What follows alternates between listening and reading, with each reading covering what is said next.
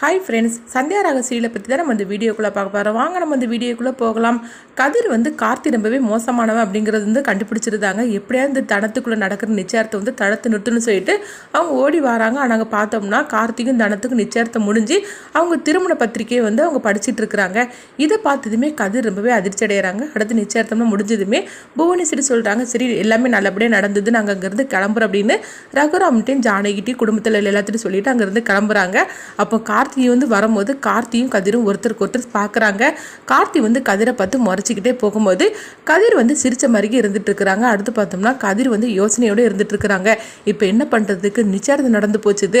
ஆனால் கண்டிப்பாக தனத்துக்கு கார்த்தியோட கல்யாணம் நடக்கக்கூடாது, எப்படியாவது இந்த கல்யாணத்தை தடுத்து நிறுத்தணும், என்ன பண்ணுறதுக்கு, இது யாருக்கிட்ட போய் சொல்லலாம் அப்படின்னு கதிர் ரொம்பவே யோசனையோடு இருந்துட்டு இருக்கிறாங்க. அப்போ பார்க்கும்போது அங்கே மாயா வராங்க. என்ன கதிர் ரொம்ப பயங்கரமாக யோசனையாக இருக்குது, என்ன ஆச்சுது, நீ இப்படிலாம் இருக்க மாட்டியே, எப்பவுமே ஜாலியாக தானே இருந்துட்டு இருப்ப, எதை பற்றி யோசனைலாம் பண்ண மாட்டே அப்படின்னு சொல்லும் போது அப்போ கதிர் நினைக்கிறாங்க, மாயா கிட்ட இந்த விஷயத்தை பற்றி சொல்லலாமான்னு சொல்லி நினைக்கிறாங்க. இல்லை மாயா கிட்ட சொன்னால் தேவையில்லாமல் பிரச்சனை வரும், அதனால் மாயா கிட்ட சொன்னால் சரிப்பட்டு வராதுன்னு நினைக்கிறாங்க. அப்போ மாயா கிட்ட அதெல்லாம் ஒன்றும் இல்லை அப்படின்னு சொல்லவும், அடுத்தது உனக்கு தான் கல்யாணத்தை நடத்த போகிறாரு பெரியப்பா அப்படின்னு சொல்லிக்கிட்டு மாயா சிரிச்சுக்கிட்டு அங்கேருந்து கிளம்பி போகிறாங்க.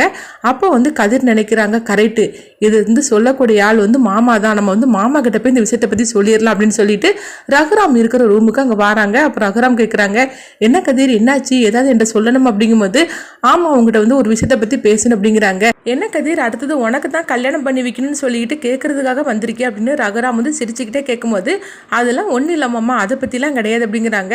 அப்போ எதை பற்றி பேசுறதுருக்கு அப்படின்னு சொல்லும் போது அப்போ சொல்கிறதுக்காக கதிர் வரவும் அங்கே ஜானகி வந்துருந்தாங்க. ஜானகி சொல்கிறாங்க, தனத்துக்கும் கார்த்திக்கும் நிச்சயத்தை நடந்துருச்சுது, எவ்வளோ சந்தோஷமாக இருக்குது தெரியுமாங்க, சொல்லப்போனால் இவங்க கல்யாணம் எப்போ நடக்க போகுதுன்னு சொல்லிட்டு நான் எதிர்பார்த்துட்டே இருந்துட்டு இருக்கிறேன். நம்ம வீட்டில் இப்போ தாங்க எல்லா பிரச்சனையும் முடிஞ்சு ஒவ்வொருத்தருக்காக கல்யாணம் நடக்க போகுது, எனக்கு எவ்வளோ சந்தோஷமாக இருக்குது தெரியுமா அப்படின்னு ஜானகி ரகுராம்கிட்ட சொல்லவும் இதை கதிர் பார்த்துட்டு இருக்கிறாங்க. நம்ம இப்போ இந்த விஷயத்தை பற்றி சொல்லக்கூடாது, அத்தையும் மாமாவும் எவ்வளோ சந்தோஷப்பட்டுட்டு இருக்கிறாங்க, தனத்துக்கு கல்யாணம் நடக்க போகுதுன்னு சொல்லிட்டு சந்தோஷமாக இருக்கிறாங்க. இந்த நேரத்தில் இப்போ நம்ம சொன்னோம்னா தேவையில்லாமல் ஒன்று பிரச்சனை தான் வரும், அத்தை வேற சொல்லிட்டு இருக்கிறாங்க, ஏற்கனவே இந்த வீட்டில் ஒரே பிரச்சனையாக இருந்தது, இப்போ தான் பிரச்சனையெல்லாம் முடிஞ்சு நல்லபடியாக கல்யாணம்லாம் நடக்கிறதுக்காக எல்லா வேலையும் ஆரம்பிக்க போகிறாங்கன்னு சொல்லி அவங்க முகத்தை பார்க்கும்போது எவ்வளோ சந்தோஷமாக இருந்துட்டு இருக்காங்க. இப்போ நம்ம சொன்னோம்னா தேவையில்லாத பிரச்சனை தான் நடக்க போகுது, இப்போ நம்ம என்ன பண்ணுறதுக்கு, இந்த விஷயத்தை நம்ம சொல்ல வேண்டாம் அப்படின்னு சொல்லிட்டு கதிர் அவங்க மனசுக்குள்ள நினச்சிட்டு இருக்கும்போது அப்போ ரகுராம் கேட்குறாங்க, சரி ஜானகி கொஞ்சம் இரு, கதிர் எங்கிட்ட ஏதோ பற்றி பேசணும்னு சொல்லிட்டு வந்தான், என்ன கதிர் என்ன சொல்ல போகிற அப்படிங்கும்போது, இல்லை மாமா ஒன்றும் இல்லை அப்படின்றாங்க. என்னது கதிர், ஏதோ ஒரு முக்கியமான விஷயத்தை பற்றி பேசுறதுக்காக வந்தேன், இப்போ என்னன்னா ஒன்றும் இல்லைன்னு சொல்லிட்டு இருக்கிற, ஏன் என்கிட்ட சொல்லக்கூடாது அப்படிங்கும்போது, அப்படிலாம் ஒன்றும் இல்லை, தனத்துக்கு தான் கல்யாணத்தை பேசி வச்சிருக்கிறீங்களா, அந்த கல்யாண வேலையெல்லாம் என்னெல்லாம் இருக்குன்னு என்கிட்ட சொல்லுங்க, நான் எல்லாம் செய்யணும், அதுக்காக தான் கேட்டேன் அப்படிங்கிறாங்க. இவ்வளவுதானா, இதை தான் பெரிய ரகசியம் மாதிரி நீ சொல்லிட்டு வந்தியா, அதெல்லாம் ஒன்றும் கிடையாது, நீ பேசாமல் இருந்தா போறோம், நான் எல்லாத்தையும் கவனிச்சுக்கிடுது அப்படின்னு ரகுராம் சொல்லவும் இப்போ ஜானகி சொல்றாங்க, பாத்தீங்களாங்க பெரிய மனுஷன் கணக்கு அவன் கேட்கறதுக்காக வந்திருக்கான் அப்படின்னு சொல்லும் போது அப்போ கதிர் சிரிச்சுக்கிட்டு அங்கேருந்து வெளியே வந்துருந்தாங்க.